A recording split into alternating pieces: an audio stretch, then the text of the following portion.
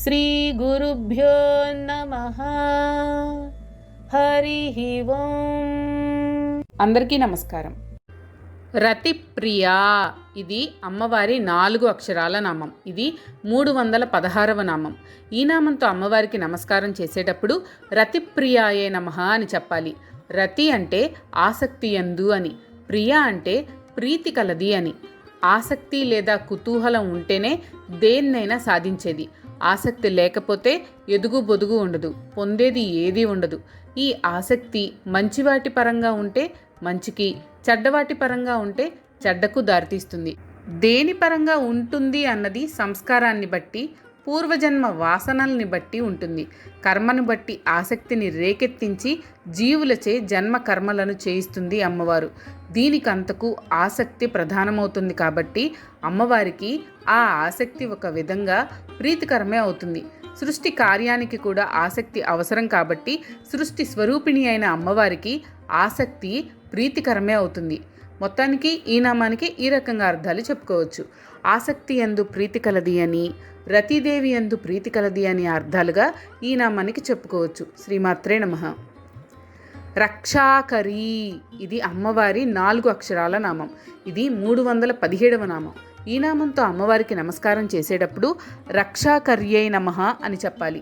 రక్షాకరి అంటే రక్షించునది అని అర్థం. సృష్టించడంతో సరిపెట్టుకోకుండా సర్వజీవుల్ని అవసరాన్ని బట్టి రక్షించుకునే లక్షణం కూడా అమ్మవారికి ఉంటుంది. ఈ రక్షణ ఎన్నో రకాలుగా ఉండవచ్చు.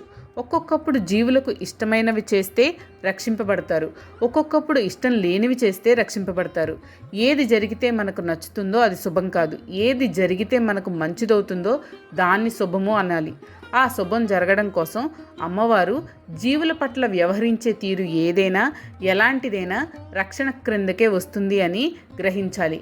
రక్ష, ఆకరి అని విడదీస్తే సర్వ రక్షణలకు ఆకరము అనగా నిలయము అయినది అనే అర్థం కూడా ఈ నామానికి చెల్లుతుంది.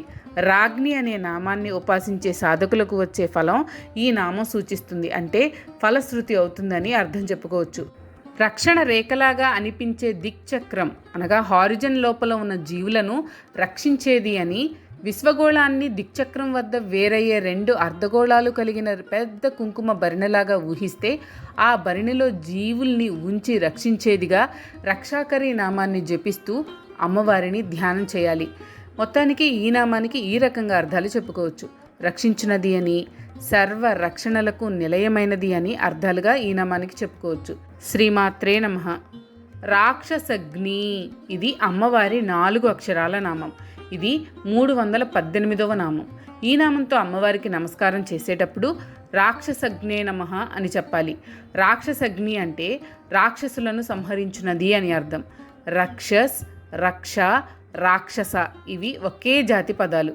వాస్తవానికి ఇవి ఒకే అర్థం గల పదాలు కూడా. కానీ రాను రాను రక్షస్, రాక్షస పదాల మధ్య అంతరం పెరిగి పెరిగి రక్షసులంటే రక్షించేవని, రాక్షసులంటే దేవతల శత్రువులని అర్థాలు వచ్చాయి. అయితే ఈ 2 పదాలకు గల ఒకే అర్థాన్ని బట్టి అమ్మవారు రక్షాకరి అన్నప్పుడు రక్షణ చేకూర్చున్నది అని అర్థం ఎలా చెప్పుకుంటున్నామో, రాక్షసగ్ని అన్నప్పుడు కూడా రాక్షసులను కూల్చున్నది అనే అర్థం చెప్పుకోవాలి కదా, చెప్పుకోవచ్చు. కోడిగ్రుడ్డు లోపల ఉండే పిల్ల పూర్తిగా తయారవ్వాలంటే రాక్షసులా పై ఉండే పెంకు దాన్ని జాగ్రత్తగా రక్షించాలి. ప్రకృతిలో ఈ పనిని అమ్మవారు ఏర్పాటు చేస్తుంది కాబట్టి లోపల పిల్ల రక్షింపబడుతుంది. కొంతకాలానికి గ్రుడ్డు లోపల పిల్ల పూర్తిగా తయారైన తర్వాత పైన రక్షణ కవచంలో ఉండే పెంకు ఉండకూడదు, బ్రద్దలవ్వాలి. రక్షణ కవచంలో ఉండే పెంకును బ్రద్దలయ్యేటట్లుగా చేసి పిల్ల బయటకు వచ్చి బ్రతికే విధానం కూడా ప్రకృతిలో అమ్మవారు ఏర్పాటు చేసింది. అవసరమైనప్పుడు అదే పెంకును రక్షస్సులా పనిచేయించే అమ్మవారిని రక్షాకరి అనే నామంతోనూ, అనవసరమైనప్పుడు రక్షస్సులా పనిచేసిన అదే పెంకును బ్రద్దలయ్యేలాగా చేయించే అమ్మవారిని రాక్షసగ్ని అనే నామంతోనూ పిలవాలి. కాబట్టి ఈ విధంగా అమ్మవారు ఒకే అర్థంలో రక్షాకరి, రాక్షసగ్ని కూడా అవుతుంది. వ్యక్తులు సమాజంలో ఎదగాలంటే కొంతవరకు అహంకారం అనే పెంకు ఉండాలి. అటుపైన సాధకునిలా మారాలంటే ఆ పెంకు బ్రద్దలవ్వాలి. ఈ రెంటిని అమ్మవారు చేస్తుంది. భక్తుల్ని రక్షించుకోవడంలో శ్రీ లలితాదేవిగా చేసే పనులను బట్టి అమ్మవారిని రక్షాకరిగాను, రాక్షసుల్ని సంహరించడంలో మహిషాసురమర్దినిగా చేసే పనులను బట్టి అమ్మవారిని రాక్షసగ్నిగాను చెప్పుకోవచ్చు. మొత్తానికి అమ్మవారి ఈ నామానికి ఈ రకంగా అర్థాలు చెప్పుకోవచ్చు. రాక్షసులను సంహరించినది అని, అనవసరమైనప్పుడు రాక్షసులను కూడా కూల్చినది అని అర్థాలు ఈ నామానికి చెప్పుకోవచ్చు. రామ, ఇది అమ్మవారి 2 అక్షరాల నామం. ఇది 319వ నామం. ఈ నామంతో అమ్మవారికి నమస్కారం చేసేటప్పుడు రామాయ నమః అని చెప్పాలి. నిత్యానంద లక్షణంతో సల్లక్షణ సంపన్నురాలైన స్త్రీని రామ అంటారు. అసలు కల్మషాలు లేని స్త్రీని కూడా రామ అంటారు. రామ అనే పదంలో మొదటి అక్షరం రా కలుషాలను కష్మలాలను పోగొట్టే అగ్నిబీజం అవడం, రెండవ అక్షరం మా మలినాలను కడిగి వేసే జలబీజం అవడమే ఇందుకు కారణం. ఎప్పుడూ సంతోషంగా క్రీడాత్మకంగా రంజిల్లుతూ ఉంటుంది కాబట్టి అమ్మవారిని రామా అని అన్నారు. మొత్తానికి ఈ నామానికి ఈ రకంగా అర్థాలు చెప్పుకోవచ్చు. లక్షణవతి అయిన స్త్రీ అని, క్రీడాత్మక లక్షణం కలది అని అర్థాలుగా ఈ నామానికి చెప్పుకోవచ్చు. శ్రీమాత్రే నమః. రమణలంపట, ఇది అమ్మవారి 6 అక్షరాల నామం. ఇది 320వ నామం. ఈ నామంతో అమ్మవారికి నమస్కారం చేసేటప్పుడు రమణలంపటాయే నమః అని చెప్పాలి. రమణ అంటే రమణునితో అని, లంపట అంటే అత్యంత సాన్నిహిత్యము సామ్య సంబంధము కలది అని. ఆవిడ ఎవరియందు రమిస్తుందో ఆయన్ని రమణుడు అంటారు. రమణుడు అంటే భర్త అని అర్థం. అమ్మవారి భర్త అయ్యవారే కదా. అయ్యవారికి అమ్మవారికి అన్నింటిలోనూ పోలికలే, అన్ని విషయాల్లోనూ సామ్యమే. ఇద్దరిది విడదీయలేని సంబంధం. ఇదే అర్ధనారీశ్వర తత్వం. ఈ ఇద్దరి కథకు ఆది అంతము ఉండదు, జరుగుతూ ఉంటుంది.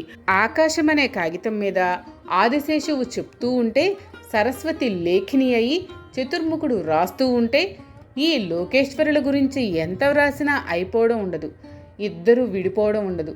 అయ్యవారిపై ఉండే అమ్మవారి అమితమైన అనంతమైన అనురాగమే ఇందుకు కారణం. ఇలాంటి లక్షణం ఉండబట్టే అమ్మవారిని రమణలంపట అన్నారు. రమణునితో విడదీయలేని సంబంధం కలది అని ఈ నామానికి అర్థంగా చెప్పుకోవచ్చు. శ్రీమాత్రే నమః.